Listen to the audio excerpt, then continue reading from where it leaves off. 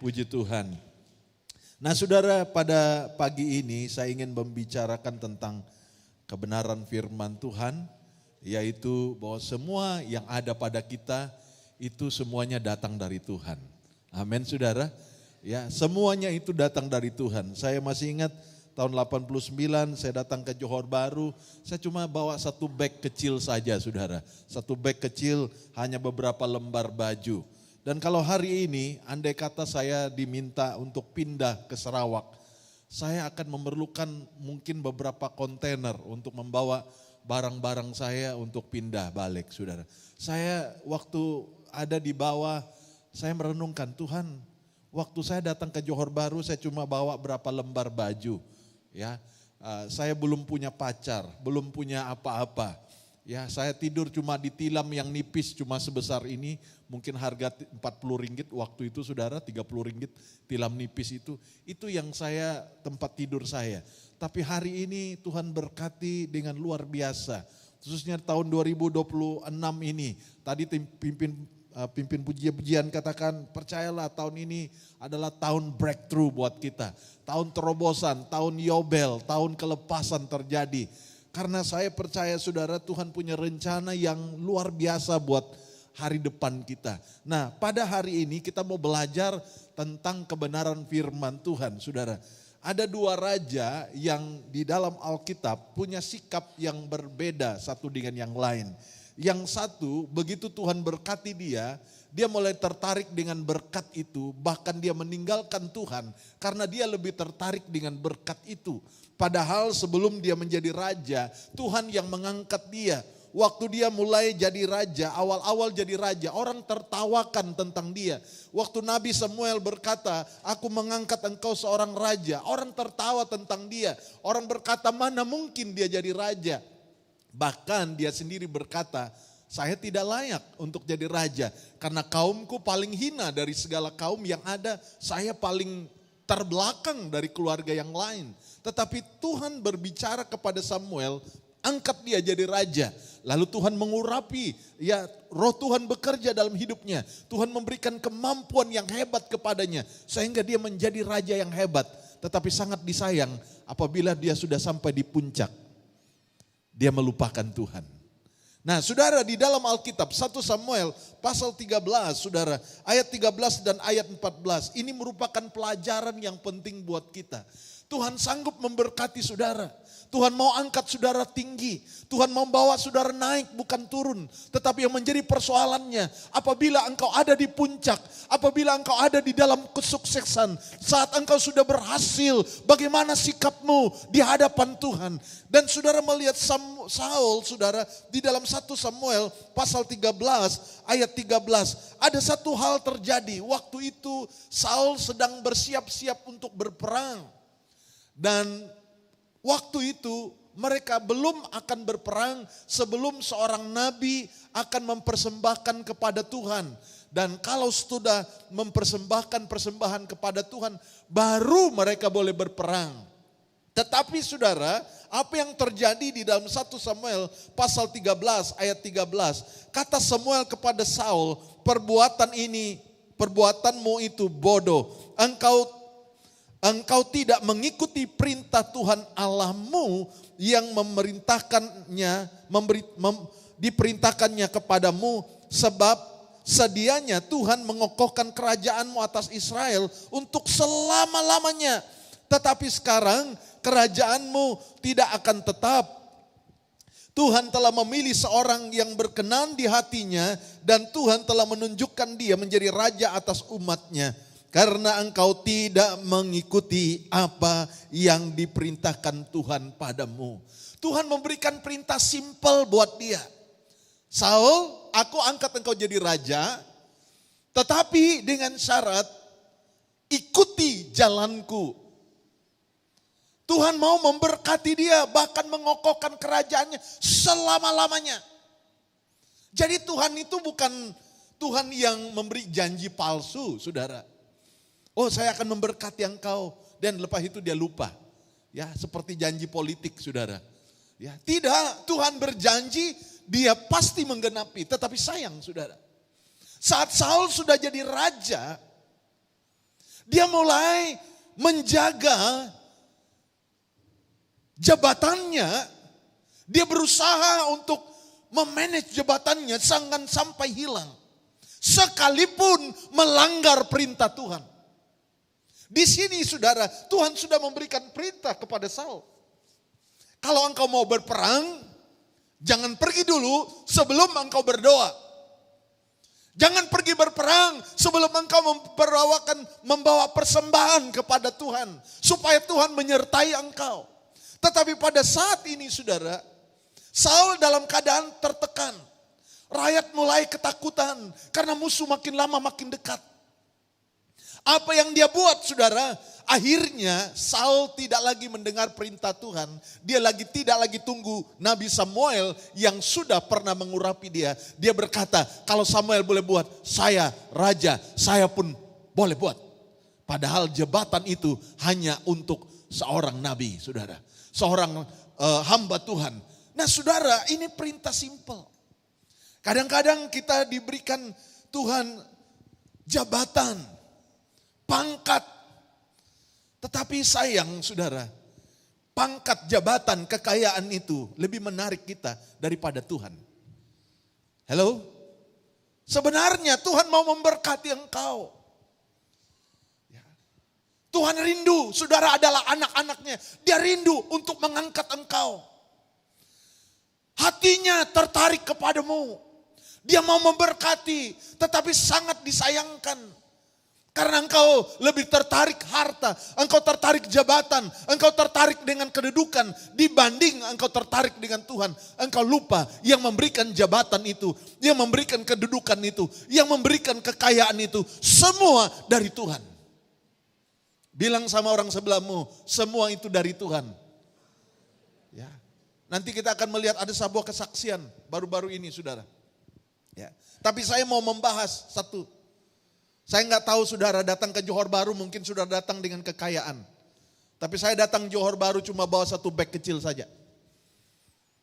Itu tahun 89. Duit saya cuma hanya beberapa ratus. Saya tidak tahu sudah datang ke Johor Bahru sudah bawa berapa juta untuk invest di Johor Bahru. Saya tidak tahu. Tapi yang saya tahu tahun 89 saya datang cuma bawa satu bag kecil. Cuma berapa lembar baju.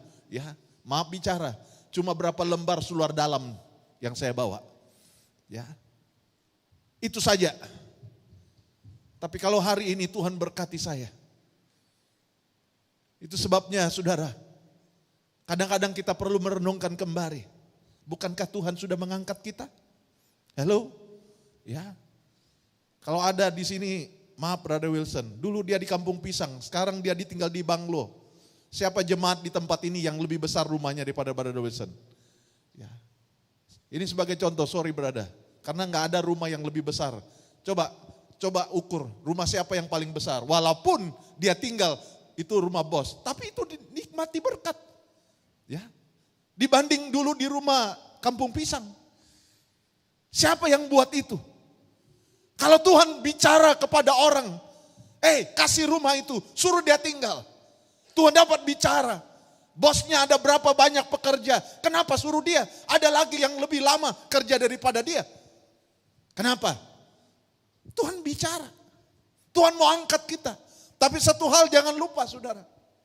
Jangan sampai kita lupa Tuhan. Tuhan itu merupakan tempat yang seringkali Tuhan itu hanya emergency saja saat kita panggil dia. Bukan yang paling utama yang perlu kita hadapkan setiap hari. Seringkali Tuhan itu adalah sebuah tempat yang last. Kalau emergency baru kita hubungi dia. Baru-baru ini saudara ada satu anak Tuhan telepon saya pagi-pagi. Pastor, apakah pastor ada tergerak mau telepon saya tapi tidak ada apa. Saya bilang ya saya ingat kamu. Dia bilang begini, tahu nggak? Saya dapat mimpi. Oh ya, saya dapat mimpi waktu itu keadaannya menakutkan. Saya berbaris dengan banyak orang pakai baju hitam. Dan kami seperti sedang tertawan menuju ke tempat penghukuman. Dan waktu itu orang dalam keadaan sangat ketakutan. Pada waktu itu dia bilang, saya hanya berkata, Tuhan tolong. Dan dalam waktu yang sama, orang lain juga di sekitar itu berteriak dengan sangat keras berkata, Tuhan tolong. Lalu saya bilang sama dia, saat kamu panggil Tuhan tolong, kamu masih ingat hartamu? Kamu masih ingat jabatanmu? Kamu masih ingat hal-hal yang kamu punya? Dia bilang tidak ada. Yang saya ingat cuma berkata, Tuhan tolong saya. Dikatakan karena semua orang berteriak dengan suara yang keras. Tempat mereka berdiri itu bergetar dikatakan. Karena orang berteriak bukan lagi, tolong. Bukan sudah, suaranya keras berkata, tolong, tolong, tolong. Dikatakan karena orang ramai berteriak tolong. Itu tanah gemetar. Saudara, jangan sampai engkau panggil tolong, minta tolong sama Tuhan. Waktu-waktu terakhir. Waktu engkau sehat. Waktu engkau lagi hebat. Waktu engkau masih jaya-jayanya. Inilah masa engkau berkata, Tuhan tolong saya. Hello? Tidak sedikit orang teriak minta tolong saat-saat sudah tidak ada harapan. Ya. Bilang sama orang sebelahmu, jangan last minute. Ya. Sementara masih sehat saudara. Berapa lama sih saudara ibadah? Rugikah saudara ibadah ke gereja? Hilangkah berapa juta gara-gara saudara ke gereja? Hello? Ya, tertutupkah bisnismu gara-gara ke gereja engkau hilang berapa puluh juta? Hei, jangan sampai Tuhanmu yang terakhir yang kau panggil. Tetapi biarlah setiap hari engkau berkata, Tuhan tolong saya. Semua itu datang dari engkau. Itu dari engkau. Kalau Tuhan panggil kita hari ini, bisakah kita berkata, Tuhan saya sudah setia. Saudara, anak Tuhan ini bersaksi, lalu dia berkata, ya keluarga saya waktu dengar, karena mimpi saya ini sangat mengerikan, saya terbangun di tengah malam. Dan di rumah saya seperti terang. Di luar rumah saya seperti sangat terang. Dan terangnya itu lama-lama menghilang. Dia katakan seperti saya bangun di siang hari. Karena mimpinya dan pagi itu, dia bangun, dia ceritakan kepada keluarganya. Lalu keluarganya bilang begini, wah ini kau mimpi hebat. Hebat betul mimpi kau ini. Ya, bahkan seorang hamba Tuhan pun belum tentu dapat mimpi seperti kau. Ya, saya bilang sama dia, sorry ya, saya bilang, sorry minta maaf. Kau dapat mimpi bukan karena kau lebih hebat dari orang lain. Kau dapat mimpi ini, kau karena ini kau keras kepala. Kaget dia. Ya, bukankah itu mimpi hebat? Ya, karena kau keras kepala. Orang lain tak perlu pun mimpi seperti ini. Mereka ke gereja. Kau sudah lama tidak ke gereja kan? Saya bilang, iya.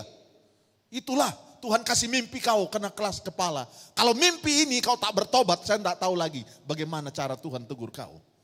Tadinya dia rasa bangga saudara. Oh, saya dapat mimpi hebat. Padahal saya bilang kau keras kepala, makanya Tuhan tegur kau. Yang orang yang lain itu tidak perlu ditegur sekeras itu. Kalau kau tak bertobat lagi saya tak tahu. Ya, karena dia bukan jemaat di sini saya berani ancam dia sih bilang. Saudara, jangan sampai saudara berteriak dengan keras, sudah terlambat. Saul dia lupa jabatannya sebagai raja itu karena pemberian Tuhan. Yang lebih parah lagi saudara. Karena dia ingin mempertahankan jabatannya. Dalam 1 Samuel pasal 28 ayat 7 sampai 8. Apa yang dia perbuat saudara? Dia lupa jabatan itu dari Tuhan.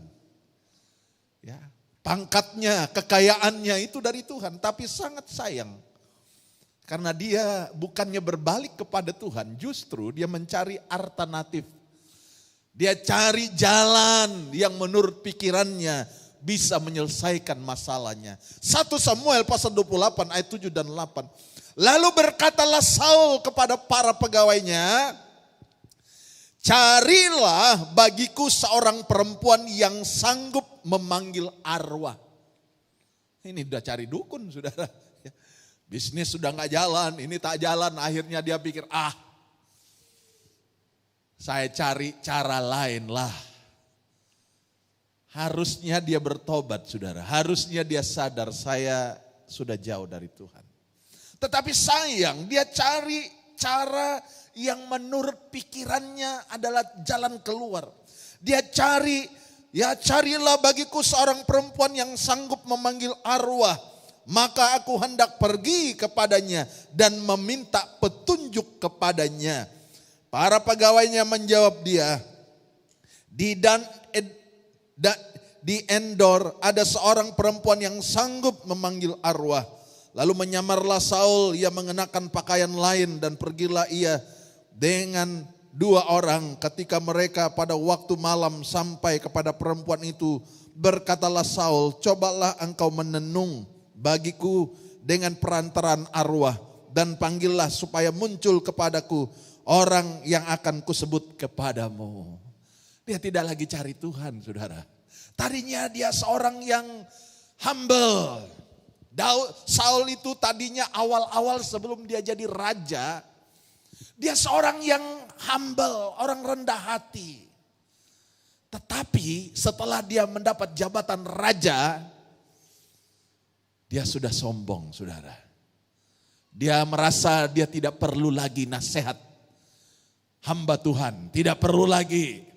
Dia cari alternatif lain, dia cari dukun. Dia cari dunia, dia cari kuasa kegelapan untuk mengokohkan kerajaannya sebagai raja.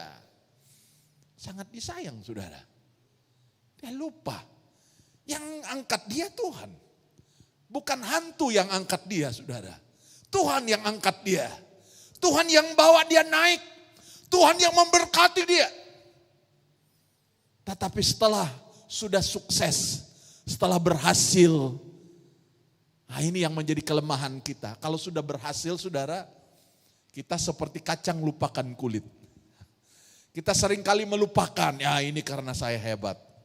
Oh, ini kan karena saya pandai. Oh, ini karena saya punya connection. Oh, ini karena saya punya orang-orang hebat di sekitar saya. Kau lupa. Ya. Makanya maaf bicara, saya bilang, kau lupa. Dari mana kau datang? Kau lupa bagaimana hidupmu dulu sebelum kenal Tuhan. Tuhan berbelas kasihan, angkat engkau. Step by step Tuhan bawa engkau naik. Tetapi jangan sampai saat engkau sudah diberkati. Jangan sampai saat engkau sudah jadi leader, sudah jadi kepala. Engkau sudah jadi sombong, saudara. Karena Alkitab berkata, kesombongan adalah awal kejatuhan.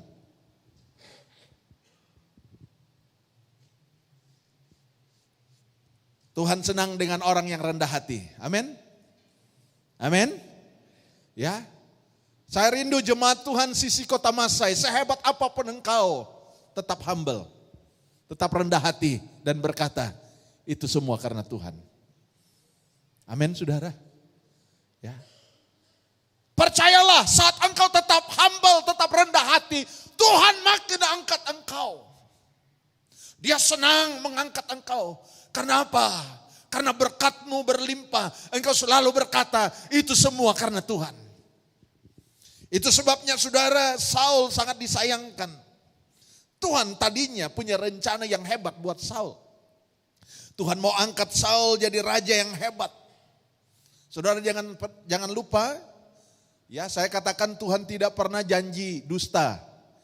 Ya dia bukan pura-pura kayak ya kasih tapi nanti tarik-tarik. Enggak, saudara. Kalau dia kasih, dia kasih. Dia tidak pernah ada motif-motif lain, ada udang di sebalik batu. Ya, tidak ada, saudara. Tuhan tidak demikian. Kalau Tuhan mau kasih, dia kasih dengan hati. Kalau kita kan undang orang itu ada maksud lain. Ya. Kadang-kadang saudara, enggak semua, tapi ada maksud lain kadang-kadang saudara. Ada maksud yang terselubung, itu manusia saudara. Ya, bukankah orang-orang dunia saudara, kalau mau naik jembatan dia turun kemana-mana salam. Brother. Tapi kalau sudah di atas, dia pun tak pandang saudara. Ya, itu dunia, itu normal dunia. Tapi Tuhan tidak. Kalau dia mau memberi karena dia mengasihi saudara. Amin. Nah saudara, Saul setelah dia sudah jadi raja, sangat disayang, paling rendah dalam hidupnya. Dia tidak lagi mengandalkan Tuhan, dia mulai cari dukun. Dia sudah panggil arwah untuk menolong mempertahankan jabatannya. Itu merupakan kejatuhan yang paling dalam hidup Saul. Padahal dia lupa, bukankah jabatan itu dari Tuhan? Amin. Bukankah Tuhan yang memberi? Nah, lupakan saudara, itu yang bagian pertama, raja yang gagal, Saul yang gagal. Saya harap saudara bukan di bagian yang Saul, sekarang kita bagian Daud. Amin. Kita bagian Daud. Apa yang Daud buat saudara? Saudara perhatikan dua raja ini. Saul, dia berjuang mempertahankan jabatannya. Dia sanggup meninggalkan Tuhan untuk sebuah jabatannya. Tetapi Daud berbeda. Dia tidak mengejar jabatan, dia kejar Tuhan. Saudara, kalau saudara kehilangan harta, tetapi saudara tetap mengiring Tuhan, saudara tidak hilang apa-apa. Karena berkat itu datang dari Tuhan. Tapi kalau saudara kehilangan Tuhan, saya katakan saudara kehilangan segala-galanya. Daud tahu saudara, itu sebabnya di dalam 2 Samuel pasal 24 ayat 10 sampai 11, lalu kita lompat ayat 14 sampai ayat 17. 2 Samuel pasal 24 ayat 10 dan ayat 11. Ini kita lihat sikap Daud. Tetapi berdebar-debarlah hati Daud setelah dia menghitung rakyat, lalu berkatalah Daud kepada Tuhan, aku telah sangat berdosa karena melakukan hal ini. Maka sekarang Tuhan, jauhkanlah kiranya kesalahan hamba-Mu ini, sebab perbuatanku itu sangat bodoh. Setelah Daud bangun daripada waktu pagi, datanglah firman Tuhan kepada Nabi Gad. Perlihat Daud demikian. Kita lompat ayat 14. Lalu kata Daud kepada Gad, sangat susah hatiku, biarlah kiranya kita jatuh ke dalam tangan Tuhan, sebab besar kasih sayangnya, tetapi janganlah aku jatuh ke dalam tangan manusia. Jadi Tuhan mendatangkan penyakit sampar kepada orang Israel, dan pada pagi hari sampai waktu yang ditetapkan, maka matilah dari antara bangsa itu, dari Dan sampai Berseba 70.000 orang, ketika malaikat mengacungkan tangannya ke Yerusalem untuk memusnahkannya. Maka menyesallah Tuhan karena malapetaka itu. Lalu ia berfirman kepada malaikat yang mendatangkan kemusnahan kepada bangsa itu, cukup, turunkanlah sekarang tanganmu itu. Pada waktu itu malaikat Tuhan itu ada dekat tempat pengirikan Aruna, orang Yebus. Dan berkatalah Daud kepada Tuhan ketika dilihatnya malaikat tengah memusnahkan bangsa itu demikian, sesungguhnya aku telah berdosa dan aku telah membuat kesalahan, tetapi domba-domba ini apakah yang dilakukan mereka? Biarlah kiranya tanganmu menimpa aku dan kaum keluargaku. Saudara, sikap Daud waktu dia berdosa di hadapan Tuhan, dia tidak bela diri saudara. Dia tidak sayang dengan jabatannya. Dia berkata, Tuhan biarlah saya yang menanggung. Jangan sampai rakyat itu. Saudara lihat, kalau Saul beda saudara. Kalau Saul, wah dia bisa korbankan siapapun.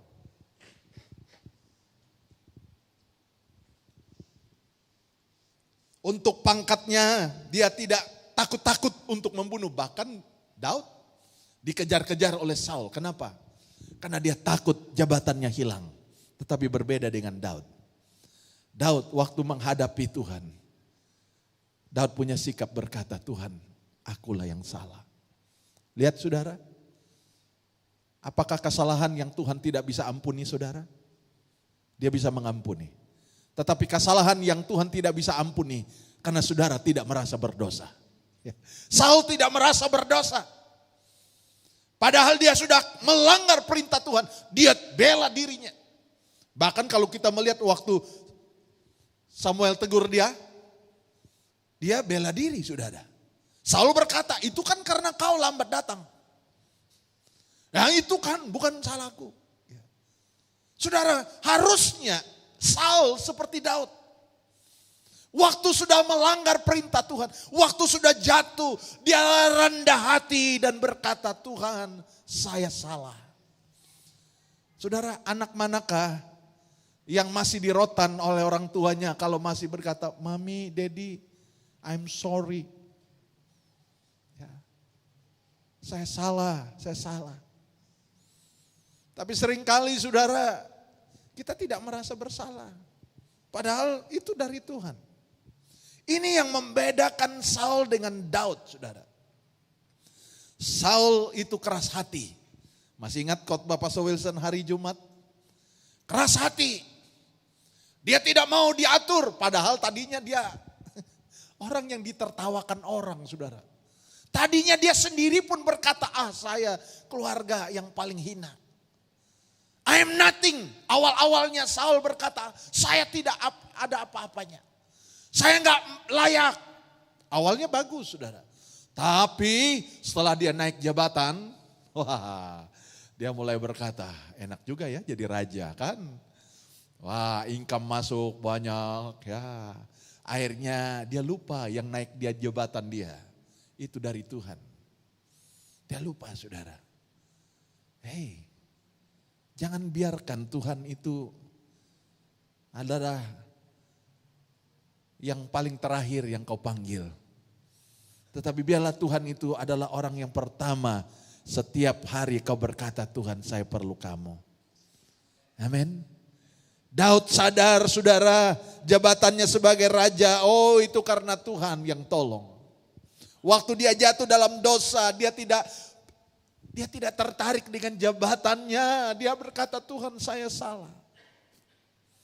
Biarlah ini tertimpa kepada saya. Enggak apa-apa. Jangan orang lain. Itu yang luar biasanya saudara. Karena kerendahan hati Daud saudara.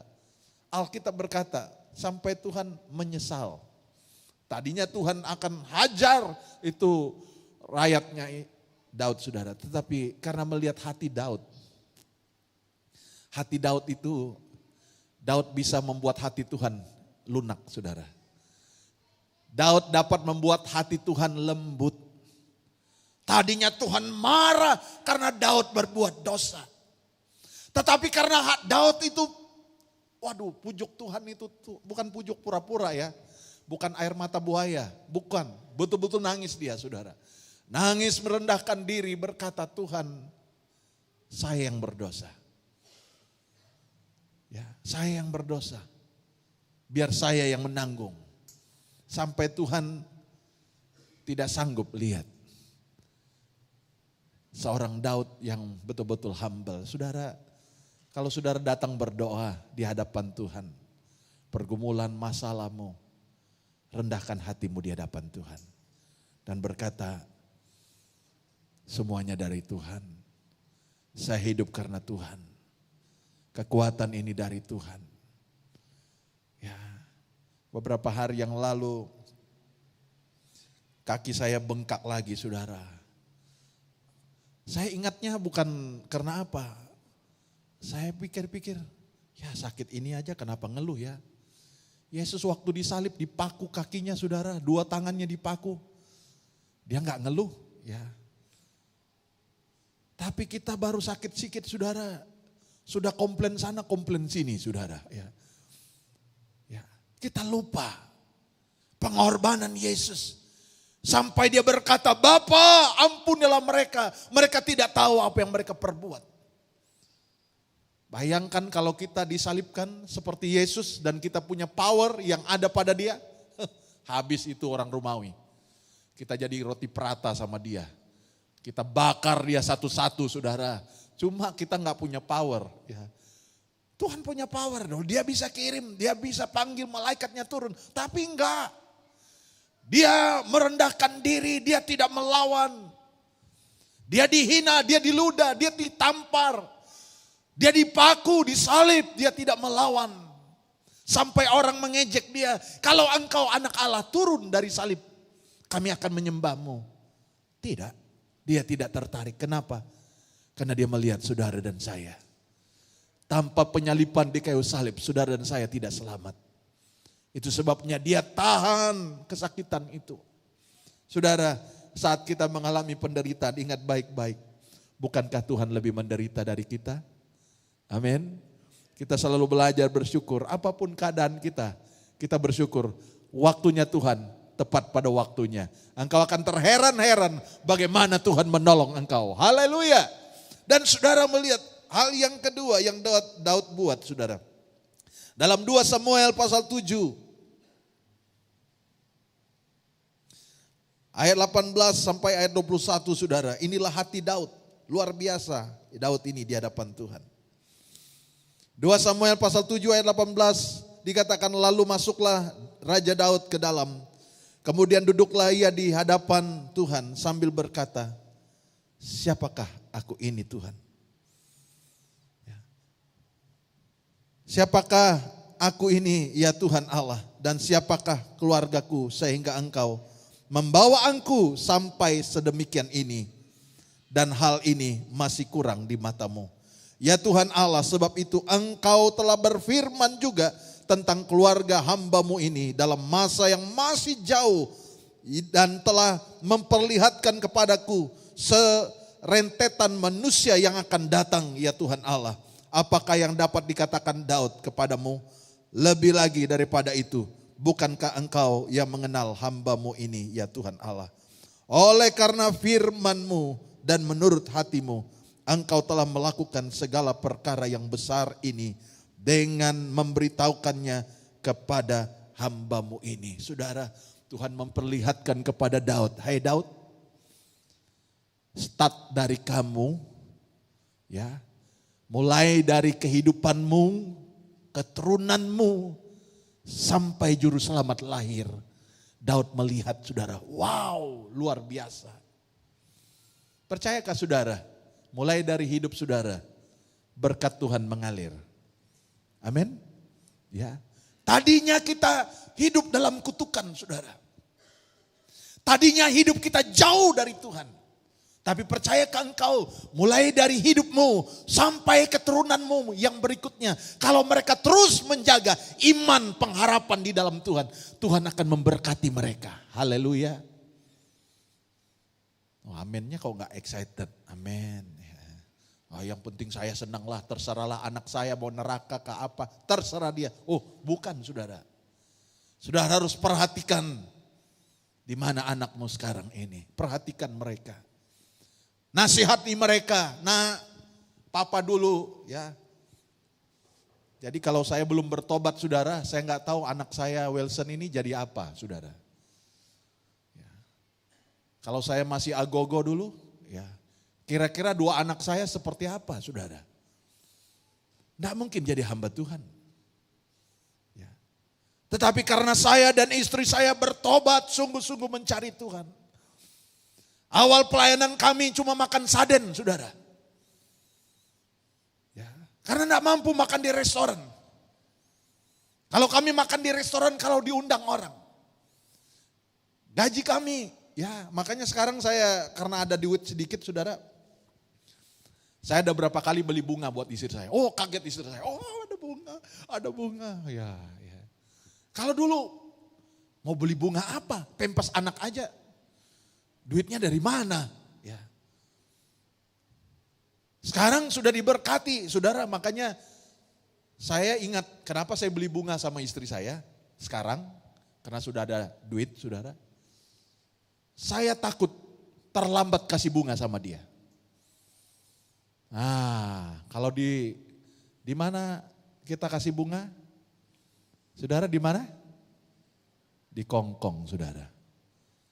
Ya sudah, dia tidak bisa hidup. Kalau dia hidup dia pasti bunga, secantik-cantiknya bunga. Ya. Tapi dia sudah mayat. Mau kasih bunga apa, secantik apapun dia tidak akan berdiri. Ya, bapak-bapak sekarang kalau ada duit, saya kasih tunjuk kedainya di Permas Jaya ada kedai bunga. Kasihlah bunga. Ya, jangan di kuburan baru kau nangis-nangis kasih bunga. Udah terlambat. Sekarang dia kau lihat senyumnya. Istri saya waktu dapat bunga, aduh senyumnya saudara Siti Nurhaliza pun kalah. Wah dia senyum, wah senang. Saya dalam hati, oh begini ya dapat bunga. Kayaknya senyum, senang ya. Coba kalau saya kasih bunga di kubur. Saya mungkin bicara, nangis, nggak guna saudara. Ya. Di jalan masa itu pun ada bunga, belilah yang murah-murah, saudara nggak usah yang mahal-mahal, cukup. Ya, honey, darling, ini bunga buat kamu. Pasti dia senang, aduh.